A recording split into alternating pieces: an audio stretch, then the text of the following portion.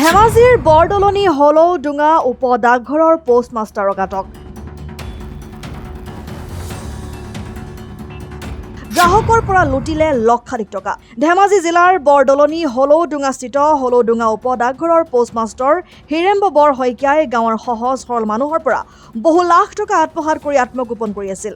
ভুক্তভোগী গ্ৰাহকৰ অভিযোগ মৰ্মে অৱশেষত শুকুৰবাৰে জোনাই আৰক্ষীৰ সহযোগত ধেমাজি বৰদলনি আৰক্ষীয়ে প্ৰবঞ্চক পোষ্টমাষ্টাৰক আটক কৰে। উল্লেখনীয় যে হলৌডুঙা উপ ডাকঘৰত 1260 জন ব্যক্তিয়ে ধন জমা কৰিছিল। বৰ্তমান প্ৰবঞ্চক পোষ্টমাষ্টাৰক আৰক্ষীয়ে জেৰা অব্যাহত ৰাখিছে।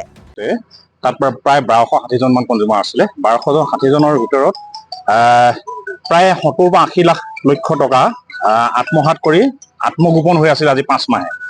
আৰু গতিকে এতিয়া 5 মাহে আত্মগোপন কৰি থকাৰ পাছত যোৱাকালি জোনাইৰ পৰা তেখেতক ধৰিবলৈ বৰ্ণি আৰক্ষী চকীয়ে সক্ষম হৈছে। এতিয়া আমাৰ দৃঢ় বিশ্বাস আৰক্ষী তথা জিলা প্ৰশাসনৰ ওপৰত বিশ্বাস আছে, ভাৰত চৰকাৰ ডাকঘৰৰ ওপৰত বিশ্বাস আছে। গতিকে ভাৰত চৰকাৰ ডাক সেৱা বিভাগক আমি অনুৰোধ জনাব বিচাৰিছো যে এই মানুহবিলাকৰ যিবিলাক দৰিদ্ৰ দুখীয়া মানুহৰ যি টকা খালে, যি টকা সৰলকি কৰিলে, এই মানুহখিনি হৈছে একেবাৰে দৰিদ্ৰ।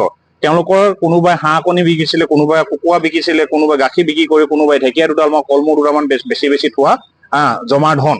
গতিকে এই জমা ধনৰ ৰাহি যিমানখিনি সৰলকি কৰিলে, যিমানখিনি তেওঁ খালে, ডাকঘৰ আৰু ডাক সেৱাৰ প্ৰতি আমাৰ যি বিশ্বাস আছে, যি সদিচ্ছা আছে, সদিচ্ছা আৰু বিশ্বাসটো দেখাই ডাক সেৱাই ইয়াৰ ওপৰত এটা ব্যৱস্থা লৈ পিনি দৰিদ্ৰ দুখীয়া মানুহবিলাকৰ টকা পইচাবিলাক ঘূৰাই দিব বুলি আমি ভাবিছো। অন্যথা ডাক সেৱা যে ভাৰত চৰকাৰৰ যি ডাক সেৱা ব্যৱস্থা, এই ডাক সেৱা ব্যৱস্থাটোৰ প্ৰতি যে ভাৰতবৰ্ষ তথা অসমৰ মানুহৰ মন বেয়া হ'ব বা স্থিতি নাথাকিব বা বিশ্বাস নাথাকিব, এই কথাকে কিন্তু আমি উপলব্ধি কৰিছো। থকা মতে 70 বা 75 লাখ টকাৰ যিটো আমাৰ হাতত বৰ্তমান তথ্য আছে। তাৰ ভিতৰত আমাৰ হাতে আমাৰ একেবাৰে হাতে ডকুমেণ্ট সহ জমা আছে, কাগজ পত্ৰ সৈতে জমা আছে 24,70,000 টকাৰ আমাৰ হাতত জমা আছে কাগজ পত্ৰ। টকা আছিলে, কিন্তু কথাটো হ'ল কিন্তু মই আজি প্ৰায় 8 বছৰ ধৰি টকা জমা ৰাখিছিলো। জমা ৰখাৰ পাছত এতিয়া গৈ লাষ্টত আজি 5 মাহে পলাতক হৈ থাকিলে যাওঁ। মোৰ সেই টকা পইচাৰ কোনো ভোগ নাই। কিন্তু লাষ্টত গৈ ধেমাজিত গৈ মই চেক কৰিলো, চেক কৰোঁতে মাত্ৰ 900 টকা এই পাছবুকত জমা আছে। গতিকে এতিয়া কথাটো হ'ল কিন্তু তেওঁক যদিও প্ৰশাসনে ধৰি আনিছে, ধৰি আনি থানাত ৰাখিছে, কিন্তু আমি জেলৰ ব্যৱস্থা কৰাটোৱে যথেষ্ট নহয়। কিন্তু আমাৰ এই দুখীয়া গৰীবসকলৰ যি টকা আত্মসাৎ কৰি থৈছে, সেই টকাখিনি ঘূৰাই পোৱা ব্যৱস্থাটো কৰিবৰ বাবে আমি যত্ন কৰি আছো। ইয়াৰ লগত জড়িত ডিপাৰ্টমেণ্টেই আছে, অন্ততঃ SDO লৈকে এই পোষ্টমাষ্টাৰ, ডাকঘৰ আৰু কোনোবা পিয়ন চিয়নকে আদি কৰি গোটেই চেটটো ইয়াৰ পৰা ট্ৰেন্সফাৰ কৰি অন্য জেগালৈ লৈ গ'ল। তাৰ অৰ্থ কিবা এটা ইয়াত সোমাই আছে। সেই সোমোৱা কথাটো কিন্তু ওলাব লাগে, সেইটো উদ্ঘাটন হ'ব লাগে। কিয় লৈ গ'ল এই গোটেই মানুহখিনি? কেছ লাগি থকা অৱস্থাত ট্ৰেন্সফাৰৰ কথা কেনেকে আহিব পালে, সেইটোৰ ওপৰত আমি উদ্বেগ প্ৰকাশ কৰি, গতিকে মোৰ কথাটো হ'ল যে মই কেতিয়াও কোনোদিনে এনেকুৱা ঘটনা দেখা নাই। এই হলডুঙা ডাকঘৰতে এই ঘটনা ঘটিছে।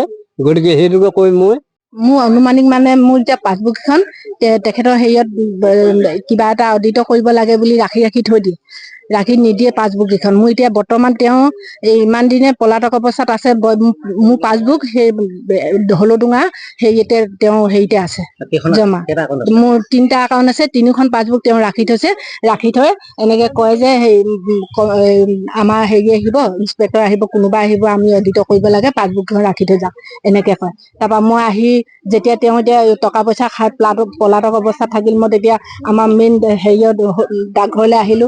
ডাকঘৰ হেৰিয়ত পোষ্টমাষ্টাৰক ক'লো, মোৰ যে এনেকুৱা পাছবুক 3খন তেওঁ এনেকে তাত জমা কৰি ৰাখিলে, মোক পাছবুক কেইখন আপোনালোকে তাৰ পৰা উলিয়াই দিয়া ব্যৱস্থা কৰিব পাৰিবনে নাই?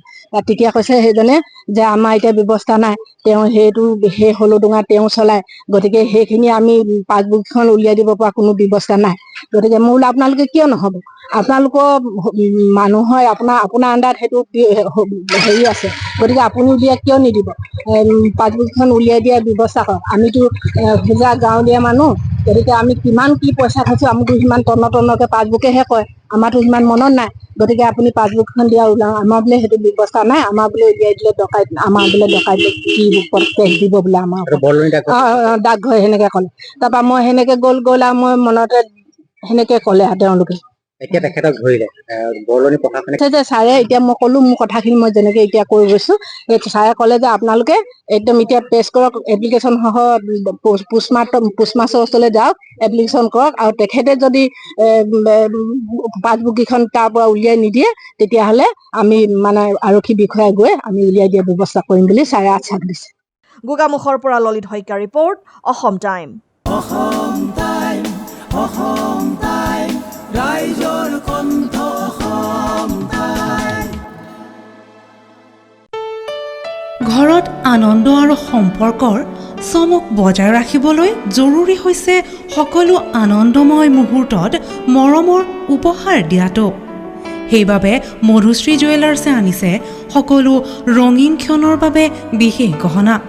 হীৰাৰে হওক, সোণৰে হওক বা ৰূপৰে হওক, শ্ৰেষ্ঠ ডিজাইনছ আৰু হলমাৰ্কযুক্ত গহনাই ৰাখে সম্পৰ্কক নিখুঁত। তেনেহ'লে আজিয়ে আনক আনন্দ মধুশ্ৰী জুৱেলাৰ্ছৰ সৈতে। যোগাযোগ কৰক 7002800341 নাইবা ভিজিট কৰক LNB ৰোড, নলবাৰী, অসম।